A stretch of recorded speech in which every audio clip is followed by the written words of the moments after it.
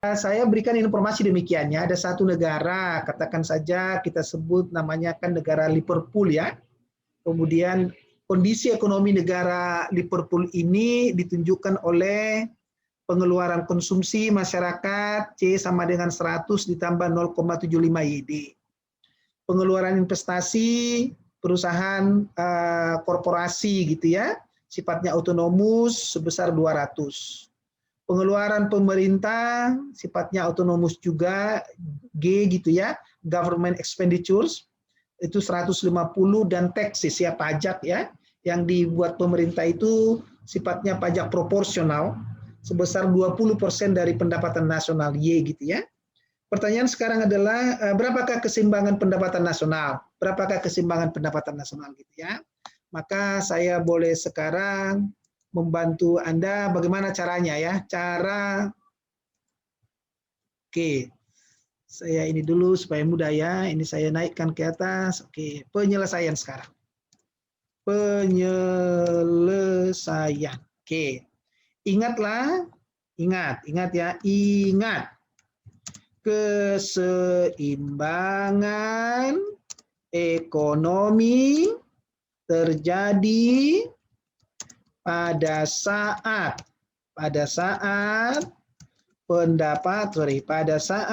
pendapatan nasional sama dengan pengeluaran nasional gitu ya. Itu kan itunya ya. Ini adalah prinsip yang namanya keseimbangan ekonomi. Terjadi pada saat pendapatan nasional itu sama dengan pengeluaran nasionalnya, sama dengan pengeluaran nasional ya. Ini adalah syarat atau kondisi satu negara perekonomiannya pada keadaan yang seimbang, keseimbangan ekonomi ya. Saya tuliskan dulu. Keseimbangan ekonomi terjadi pada saat seperti ini. Kalau ini prinsipnya, maka saya bisa tuliskan sekarang. Jadi, secara matematis, boleh saya tuliskan sekarang, Y akan sama dengan AE. Y sama dengan AE, gitu ya. Y sama dengan AE. Ingat, Y adalah pendapatan nasional, AE adalah pengeluaran nasional. Pengeluaran nasional adalah total dari pengeluaran dari semua pelaku ekonomi, yaitu siapa? Pengeluaran rumah tangga itu diwakili oleh C, ditambah dengan pengeluaran dari perusahaan yaitu I, ditambah dengan pengeluaran pemerintah yaitu adalah G. Jadi Y sama dengan C tambah I tambah G. Kemudian kita bisa lagi masukkan sekarang pengeluaran masyarakat tadi kita katakan di yang berikutnya tadi kita tadi dikatakan bahwa pengeluaran masyarakat itu adalah 100 ditambah 0,75 YD ya. Maka sekarang saya buat nih. Y sama dengan 100 ditambah 0,75 YD. Ditambah dengan pengeluaran perusahaan sebesar 200. Pengeluaran sebesar 200 ditambah dengan pengeluaran pemerintah sebesar 150.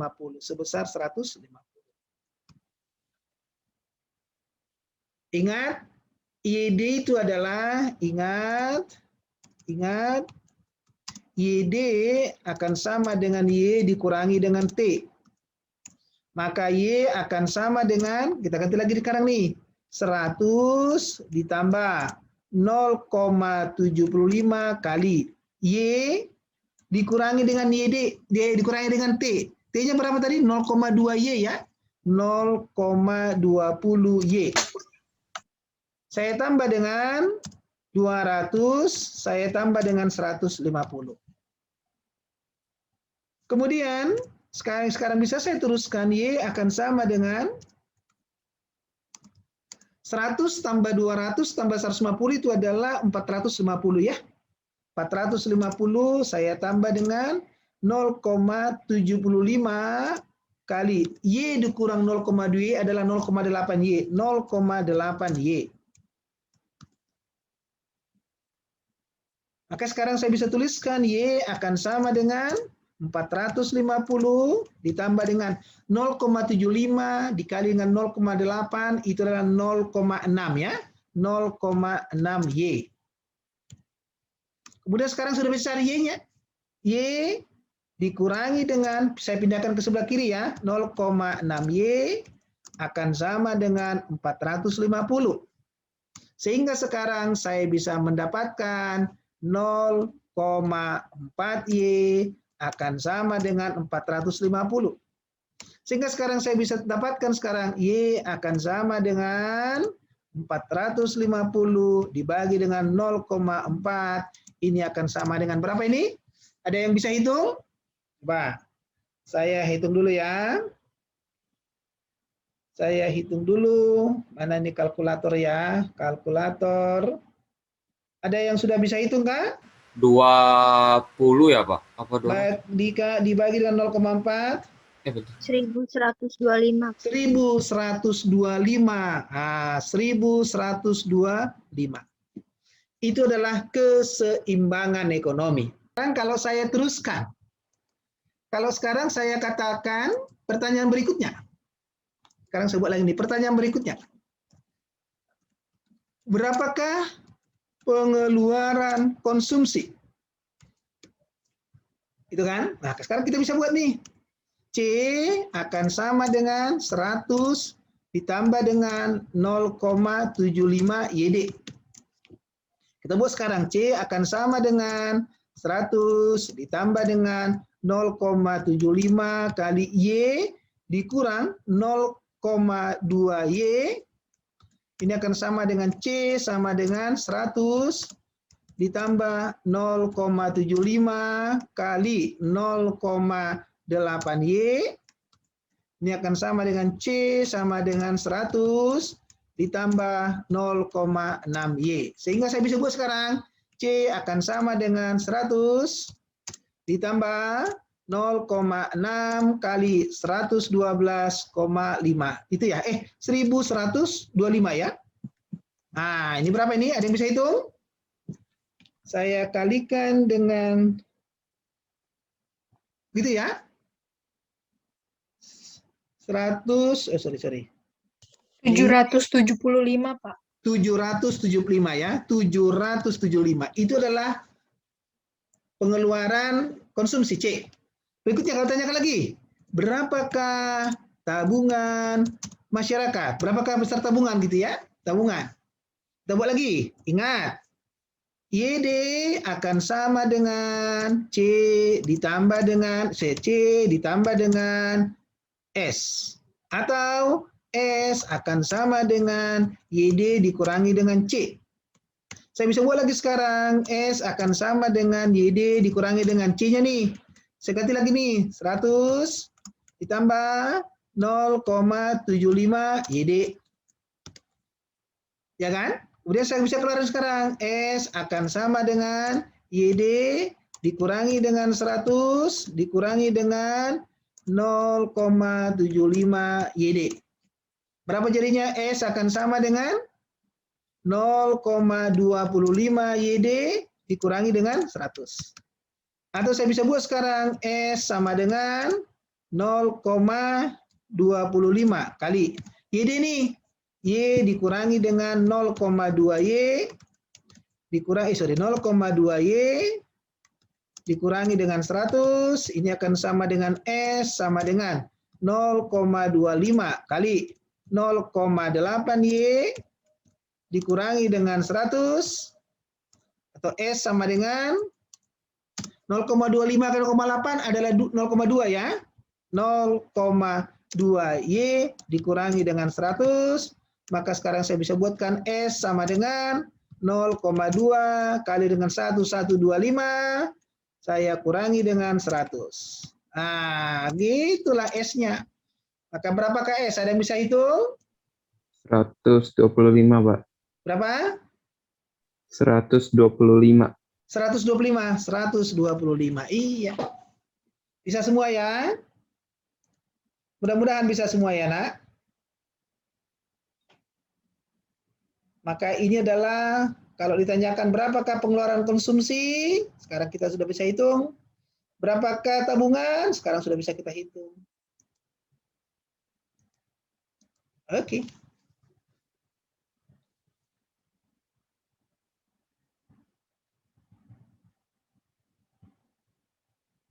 Baik, sekarang saya teruskan.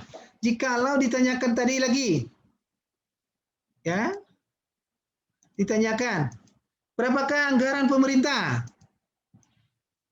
Tanya lagi ya, berapakah anggaran pemerintah? Anggaran pemerintah ya, ingat, anggaran pemerintah, ini adalah saya kasih dia kodenya adalah AP ya. AP itu akan sama dengan pendapatan atau penerimaan deh. Penerimaan pemerintah dikurangi dengan pengeluaran pemerintah. Ya, gitu ya. Penerimaan dikurangi dengan pengeluaran ya, milik pemerintah ya. Atau saya bisa tuliskan sekarang penerimaan dari mana? Dari pajak ya. Ini adalah pajak ya. Pajak T dikurangi dengan pengeluaran pemerintah. Dikurangi dengan pengeluaran, yaitu adalah G gitu ya. G. Tadi kita udah tahu pajaknya akan sama dengan 0,2Y dikurangi dengan pengeluaran pemerintah tadi 150 ya. Maka saya sekarang bisa hitung. AP akan sama dengan 0,2 kali dengan Y tadi ya 1125 dikurangi dengan 150. Berapa ini hasilnya? Ada yang bisa hitung? 75, Pak. 75 ya. 75 berarti adalah anggaran pemerintah itu adalah surplus. Anggaran pemerintah itu adalah surplus. Kenapa surplus? Karena AP-nya positif, ya berarti penerimaan lebih besar dari pengeluarannya. Oke, sekarang bisa saya atur lagi. Oke, jika pendapatan nasional pada saat full employment sebesar 1.500.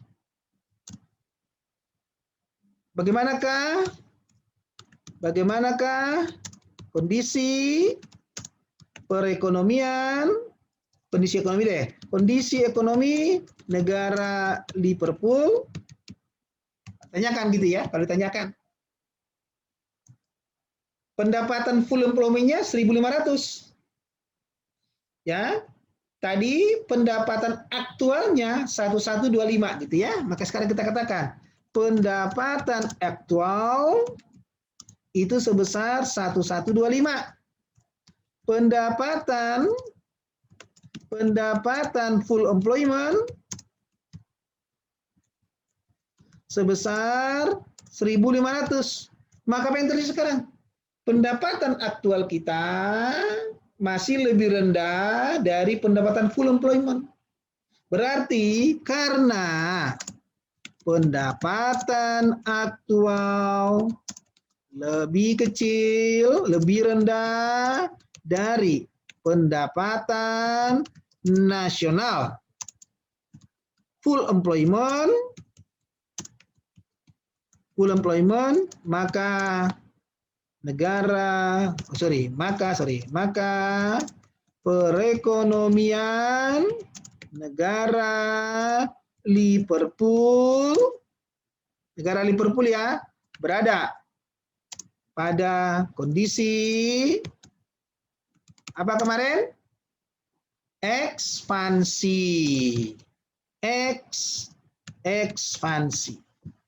Begitu ceritanya. Kondisi perekonomian sekarang berada pada kondisi yang ekspansi ya. Kenapa ekspansi? Seperti yang sudah saya jelaskan tadi, Karena pendapatan nasional aktual sebesar 1125 dan pendapatan nasional full employment-nya sebesar 1.500. Maka kondisi negara tersebut berada pada kondisi ekspansi dengan pendapatan nasional gap. Perbedaannya ya, sebesar 1125 sebesar 1.500 saya kurangi dengan 1125 akan sama dengan berapa ini? 375. Itulah gapnya.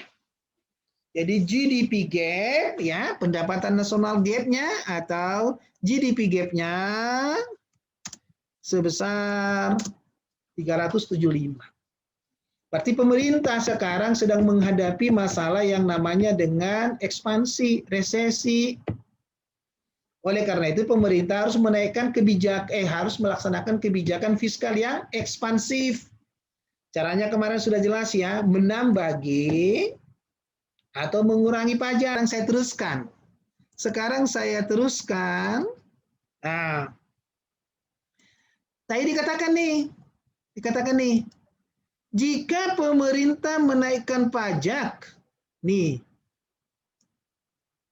menaikkan pajak menjadi 0,3, bagaimana dampak terhadap keseimbangan ekonomi? Jangan ini deh, jangan. Udah jangan. Karena udah dapat kita ya. Saya sekarang ganti jika pemerintah, sorry, saya ganti saja supaya begini. Jika pemerintah sekarang menaikkan pengeluaran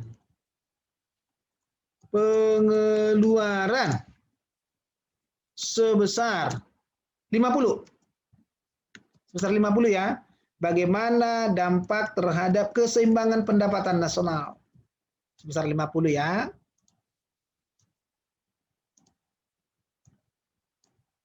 Sebesar 50. Bagaimana dampaknya terhadap pendapatan nasional? Yang lainnya tetap ya.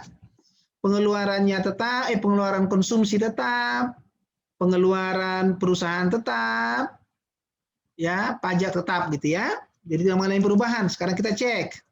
Maka sekarang kita cek caranya, ya, caranya menaikkan pengeluaran sebesar 50. Kemudian kita buat lagi nih, Y sama dengan AE atau sama dengan C ditambah dengan I ditambah dengan G, ya. Y akan sama dengan, lagi masukin 100 ditambah dengan 0,75 YD gitu ya. Saya tambah dengan I saya tambah tadi I-nya 100, berapa tadi I-nya berapa? I-nya 200 ya. I-nya 200. Saya tambah dengan G-nya sekarang dari 150 naik menjadi 200. Sekarang saya bisa tuliskan Y akan sama dengan 100 tambah 200 adalah 500. Saya tambah dengan 0,75. Saya kalikan dengan Y dikurangi dengan 0,2 Y akan sama dengan Y sama dengan 500 ditambah dengan 0,75 dikali dengan 0,8. 0,8 Y ini akan sama dengan Y, saya tuliskan ya, 500 ditambah dengan 0,6Y. 0,6Y ya. Ini akan sama dengan, geser ke sana lagi, Y dikurangi dengan 0,4Y, 0,6Y, ya. Y akan sama dengan 500, sehingga 0,4Y akan sama dengan 500, sehingga Y sama dengan 500 dibagi dengan 0,4 akan sama dengan berapa ini? 1250 ya? 1250. Maka sekarang bisa kita lihat dengan penambahan pengeluaran pemerintah sebesar 50. Jadi di sini delta Y-nya saya tambahkan dulu ya. Delta Y saya kasih simbol Simbol ya. Jadi ketika pengeluaran pemerintah bertambah 50, delta G sama dengan 50, maka pendapatan nasional bertambah sebesar ini 1250 dikurangi dengan 1125. Sebesar berapa dia bertambah? Sebesar 25 ya. Ini dia, atau delta Y-nya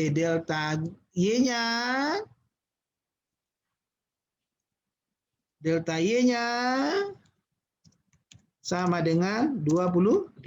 Gitu ceritanya. Maka sekarang ketika pemerintah menambah pengeluaran